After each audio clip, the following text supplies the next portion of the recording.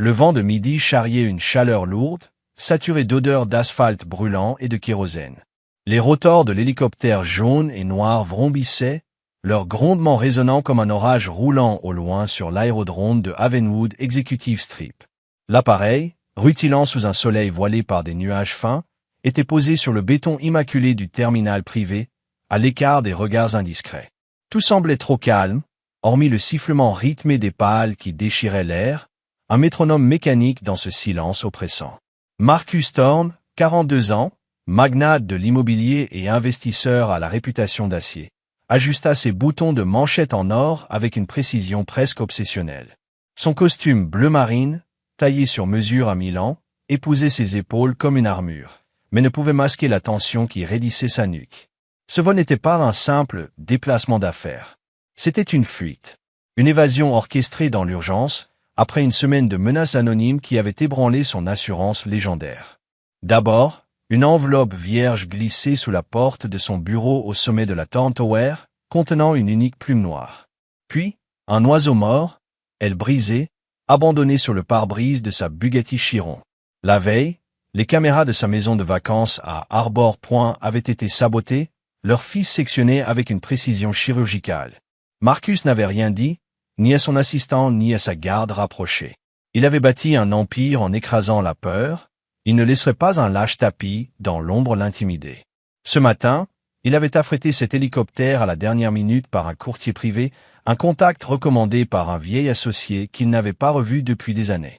Destination: une retraite isolée dans les montagnes du Nord, un chalet intraçable où il pourrait reprendre le contrôle, analyser les menaces et riposter. Du moins, c'est ce qu'il croyait.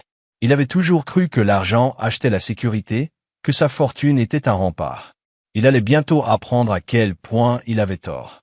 Alors qu'il posait une chaussure cirée sur le patin de l'hélicoptère, une voix aiguë, presque désespérée, déchira le bourdonnement des rotors. Ne montez pas dans l'hélicoptère. Marcus se figea, son pouce accélérant. Il pivota, le souffle coupé par ce qu'il vit. Un jeune garçon noir, 7 ou 8 ans, courant à perdre haleine sur le tarmac. Sa chemise en lambeaux, tachée de boue séchée, flottait autour de son corps frêle. Son pantalon déchiré aux genoux révélait des éraflures fraîches. Ses yeux, écarquillés de terreur, brillaient d'une panique viscérale. « Ne pars pas, ils vont te tuer !» cria-t-il, la voix brisée, des larmes traçant des sillons dans la sueur et la poussière de son visage. Marcus recula instinctivement de la porte de l'hélicoptère, désorienté. Son équipe de sécurité, 3 ex-marines endorphinés par des années de mission à haut risque, était à l'autre bout de l'aérodrome, occupé à sécuriser son jet privé à l'heure qu'il avait mis en place pour brouiller les pistes. Il était seul. Il tendit une main vers l'enfant, sa voix ferme mais teintée d'inquiétude. « Ralentis. De quoi parles-tu » Le garçon s'effondra à ses pieds, haletant, ses petites mains agrippant le béton comme s'il craignait d'être arraché. L'homme dans l'hélicoptère. Il n'est pas celui que tu crois. Marcus se raidit, un frisson glacé remontant son échine. Lentement, il tourna les yeux vers le cockpit. Le pilote, silhouette immobile derrière son casque teinté, les observait. Son visage était indéchiffrable, ses yeux masqués par le reflet du verre. Trop calme, trop immobile, comme un prédateur guettant sa proie. Une alarme instinctive s'alluma dans l'esprit de Marcus, un instinct forgé dans ses jeunes années à Brooklyn, où il avait appris à lire le danger dans un regard, avant que la richesse ne l'isole du monde. « Qui es-tu » demanda Marcus, s'agenouillant pour se mettre au niveau du garçon, sa voix adoucie mais pressante. « Kofi » murmura l'enfant, ses lèvres tremblantes. « Ils ont pris mon frère, Abel. Il a essayé de prévenir quelqu'un, lui aussi. Cet homme, il pointa un doigt tremblant vers l'hélicoptère. Il ne travaille pas pour la compagnie. Je l'ai entendu à la radio, dans le hangar. Il parlait de toi. Ils attendaient que tu sois seul. » Le cœur de Marcus s'emballa, battant à ses tempes. Cet hélicoptère avait été réservé à la hâte, un arrangement discret pour échapper aux menaces. Il avait cru agir vite, rester imprévisible.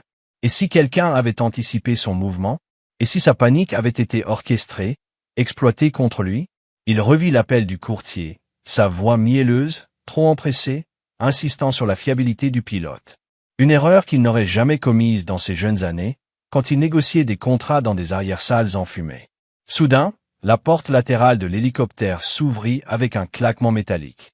Le pilote, un homme au visage anguleux et aux cheveux rasés sous son casque, pencha la tête. « Tout va bien, monsieur Thorne. » Sa voix était neutre, presque robotique, mais sa main droite, à peine visible, reposait près de la commande des gaz, les doigts crispés sur un objet indistinct. Marcus força un sourire, son instinct hurlant de gagner du temps. « J'ai oublié des documents au terminal. Je reviens dans une minute. » Il se redressa, attrapa Kofi par l'épaule et marcha d'un pas rapide vers le bâtiment administratif, un cube de verre et d'acier à l'extrémité de la piste. Le garçon boitait à ses côtés, ses pieds nus écorchés par le bitume brûlant. Marcus jeta un regard en arrière. Le pilote n'avait pas bougé, mais son regard pesait sur eux, un poids invisible qui fit frissonner Marcus. À l'intérieur du terminal, Marcus pressa le verrouillage d'urgence, les portes se scellant avec un sifflement pneumatique. Ses mains tremblaient, une sensation qu'il n'avait pas ressentie depuis des décennies, depuis cette nuit où, adolescent, il avait échappé à une fusillade dans un entrepôt désaffecté. Lui, qui avait bâti un empire à coups de calculs froids et de paris audacieux, venait d'être sauvé par un enfant couvert de crasse. Il décrocha le téléphone de l'aérodrome, sa voix tranchante. « Sécurité, bouchez l'aérodrome.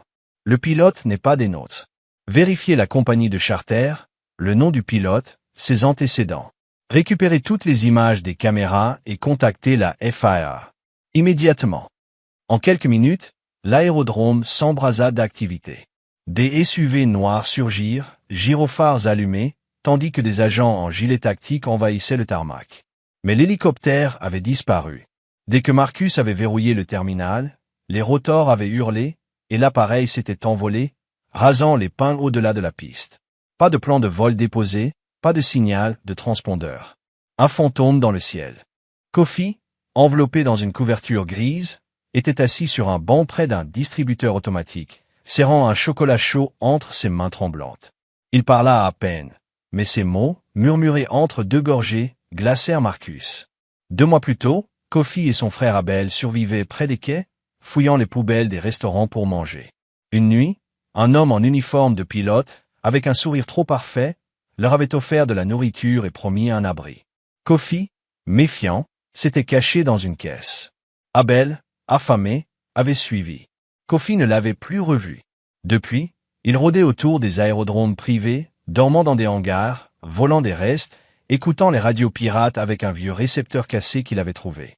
Ce matin, il avait reconnu la voix du pilote, un timbre rauque et précis, donnant des instructions codées.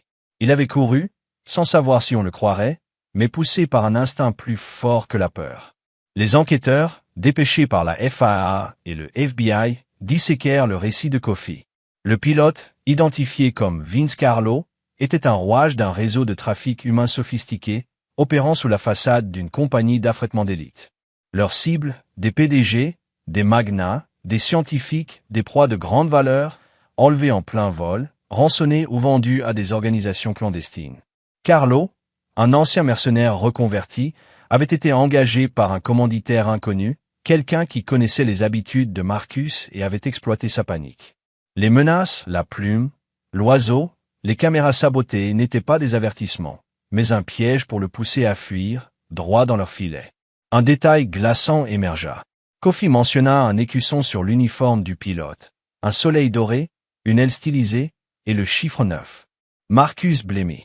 Il connaissait cet emblème. 3 ans plus tôt, il avait engagé une société de sécurité privée, Solaris 9, pour une opération immobilière controversée près de la frontière. Il gérait des extractions discrètes pour des clients VIP. Marcus avait coupé les ponts après des rumeurs sur leurs méthodes douteuses. Quelqu'un, dans l'ombre, avait utilisé son nom pour affréter l'hélicoptère, détournant son passé contre lui. 2 semaines plus tard, un raid sur un entrepôt désaffecté près de la côte libéra 4 garçons, enfermés dans un conteneur rouillé. Abel, maigre, les yeux hantés mais vivants, était parmi eux. Les retrouvailles avec Kofi furent silencieuses, presque sacrées. Ils s'enlacèrent sous la lumière crue des projecteurs, front collé, leur respiration synchronisée comme pour se réancrer au monde. Marcus observait depuis l'ombre, la mâchoire serrée, une boule dans la gorge. Lui, qui avait toujours cru que la victoire se mesurait en dollars, venait de découvrir une vérité plus brute. Lors d'une conférence de presse au siège de Thorn Enterprises, Marcus parla, sa voix grave résonnant dans la salle bondée. J'ai passé des années à bâtir des murs, des tours, des empires, pensant que l'argent me rendait intouchable. J'ai ignoré les signes, aveuglé par ma propre arrogance. La sécurité, ce n'est pas une question de richesse, c'est une question de vigilance. Et parfois, le danger est vu par ceux que nous ignorons, un enfant pieds nus, qui court plus vite que la peur. Kofi m'a sauvé la vie. Je ne l'oublierai jamais. Fidèle à sa parole, Marcus créa la fondation Kofi, un réseau mondial offrant refuge, éducation et protection aux enfants victimes de traite ou en danger. Kofi et Abel furent les premiers bénéficiaires, installés dans une maison lumineuse avec vue sur l'océan, loin des quais où ils avaient lutté pour survivre. Marcus ne les adopta pas, il leur demanda, un soir, s'ils accepteraient de l'adopter, lui, comme un homme déterminé à apprendre de leur courage et à ne plus jamais laisser son ignorance coûter une vie. L'hélicoptère jaune fut retrouvé, abandonné dans un champ de canne à sucre, ses circuits arrachés, son fuselage vidé. Vince Carlo fut arrêté dans un port brésilien, tentant de fuir sous une fausse identité. Mais l'image qui resta gravée dans les esprits fut celle d'un enfant couvert de boue, courant vers un homme valant des milliards, non pour mendier, mais pour le sauver. On dit que les anges portent des ailes. Ce jour-là, l'ange portait une chemise déchirée, pas de chaussures, et savait exactement quand crier. Ne montez pas dans l'hélicoptère. Si vous avez aimé cette histoire, n'oubliez pas de mettre un j'aime et de vous abonner pour plus d'histoires émouvantes, dramatiques et inattendues. Dites-le nous dans les commentaires. D'où regardez-vous? Nous sommes ravis d'avoir de vos nouvelles. À la prochaine. Restez bienveillants, restez curieux et continuez à regarder.